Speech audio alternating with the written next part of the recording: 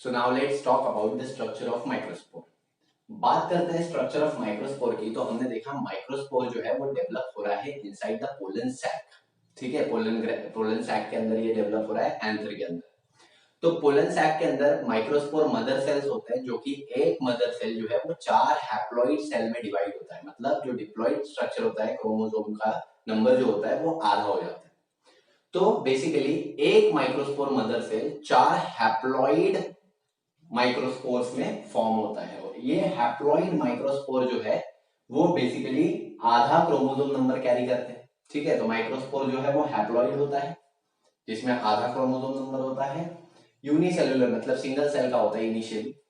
Uninucleate, अब single cell है तो डेफिनेटली सिंगल न्यूक्लियस होगा इसमें। और नॉन मोटाइल मतलब इसमें मूवमेंट के लिए कोई भी ऑर्गेनल प्रेजेंट नहीं होता, ये नॉन मोटाइल है।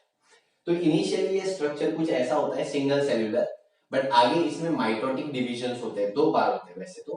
बट पहले माइटोटिक डिवीजन के बाद हम बात करेंगे यहाँ पे कि एक सेल 2 सेल के स्ट्रक्चर में डिवाइड होता है। तो यहाँ पे आप देख सकते हो एक जो लार्जर सेल हमको दिख रहा है इसको वेजिटेटिव सेल बोलते हैं, और इसके अंदर जो अभी छोटा सा सेल देखो डिवाइड होकर डेवलप हो रहा है, this black one is called as generative cell. तो ऐसे सिंगल सेल जो है वो डबल सेल स्ट्रक्चर में डिवाइड होता है, और ये 2 सेल का स्ट्रक्चर को हम अभी माइक्रोस्पोर बोलते हैं और अच्छे से। तो यहाँ पे माइक्रोस्पोर का अगर हम स्ट्रक्चर देखें डिटेल में, तो माइक्रोस्पोर के स्ट्रक्चर में उसकी वॉल है, और वॉल 2 लेयर से बनी है। और उस वॉल के 2 लेयर है, आउटर लेयर को हम बोलते हैं एक्साइन और इनर लेयर को बोलते हैं इंटाइन। कलेक्टिवली इन दोनों को बोला जाता है स्पोरोडर्म। आउटर लेयर जो होती है एक्साइन, ये प्रोटेक्टिव लेयर होती है। ठीक है, और ये इसको लाइफ लॉन्ग मतलब प्रोटेक्शन देने का काम करती है। ठीक है, अब ये एक्साइन जो है वो एंजाइम से भी डीजेनरेट नहीं होती, एंजाइम इसको डाइजेस्ट नहीं कर पाती। क्यों? बिकॉज ये ऐसे एक सब्सटेंस से बनी होती है जिसको बोला जाता है स्पोरोपोलेनिन। स्पोरोपोलेनिन, और इस सब्सटेंस के कारण ये डीजेनरेट भी नहीं हो पाती, और ये जल्दी से मतलब इसको कोई एंजाइम भी डाइजेस्ट नहीं कर पाती। तो ये अच्छे से प्रोटेक्ट करती है to the structure of pollen grain. इसके बाद हम बात करते हैं इंटाइन, ये सेलुलोज की बनी होती है, और दोनों को मिला के हम इस वॉल को बोलते हैं स्पोरोडर्म। अंदर जो स्ट्रक्चर है वो 2 सेल का स्ट्रक्चर है। पहला लार्जर सेल हमने बोला ये है vegetative cell, larger cell is called as vegetative cell and the smaller cell is called as generative cell। ठीक है, वेजिटेटिव सेल का अपना न्यूक्लियस है जिसको ट्यूब न्यूक्लियस बोलते हैं, और जनरेटिव सेल का अपना एक न्यूक्लियस है जिसको कि हम जनरेटिव न्यूक्लियस बोलते हैं। ठीक है, और कहीं कहीं पे आप देखोगे कि जो एक्साइन लेयर है वो इंटरप्ट हो चुकी है, और ये इंटरप्शन जो है इनको जर्म पोर बोला जाता है। मतलब बहुत ज्यादा थिन है यहाँ पे एक्साइन, तो इनको जर्म पोर बोला जाता है। जनरली 3 जर्म पोर होती है पोलन ग्रेन में, तो इसी वजह से पोलन ग्रेन को ट्राइपोरेट बोलते हैं। और जिनमें सिंगल जर्म पोर होती है उनको यूनिपोरेट बोलते हैं। तो 2 टाइप के पोलन ग्रेन यहाँ पे देखने को मिलते हैं, दैट इज यूनिपोरेट यानी सिंगल जर्म पोर होंगे, और ट्राइपोरेट यानी 3। अब इसमें हम जर्म पोर का काम क्या होता है कि जर्म पोर से पोलन ट्यूब फॉर्म होती है। देखो यहाँ पे 2 germ pore as it is है, बट तीसरे से पोलन ट्यूब फॉर्म होती है। तो ये होता है जर्म पोर का काम। तो ये था structure of microspore. So development of male gametophyte में हम देखते हैं कि डेवलपमेंट जो है वो 2 स्टेजेस में होता है।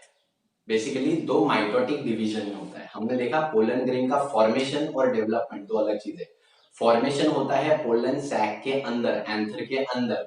किससे होता है? माइक्रोस्पोर मदर सेल, जो कि एक सेल से 4 हैप्लॉइड सेल डेवलप करते हैं।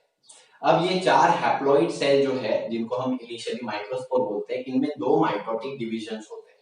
मियोटिक नहीं, माइटोटिक, जिसमें एक सेल से 2 सेल बनी है, ऐसे 2 बार डिवीजन होता है। तो पहला माइटोटिक डिवीजन पोलन सैक के अंदर ही होता है। ठीक है, जिसमें हम देखते हैं कि एक सेल से 2 सेल बनते हैं। एक होता है वेजिटेटिव सेल जो कि लार्जर सेल है, और दूसरा होता है जनरेटिव सेल जो कि स्मॉलर सेल है। देखो, vegetative cell is the larger cell and the generative cell is the smaller cell. ठीक है, तो ये स्ट्रक्चर यहाँ पे फॉर्म होता है। वेजिटेटिव सेल का न्यूक्लियस जो है वो छोटा होता है, जनरेटिव सेल का न्यूक्लियस बड़ा होता है। वेजिटेटिव सेल के पास ज्यादा फूड मटेरियल होता है, जनरेटिव सेल के पास फूड मटेरियल साइटोप्लाज्म कम होता है। तो ये था पहला सेल डिवीजन जो कि कहा हुआ पोलन सैक के अंदर।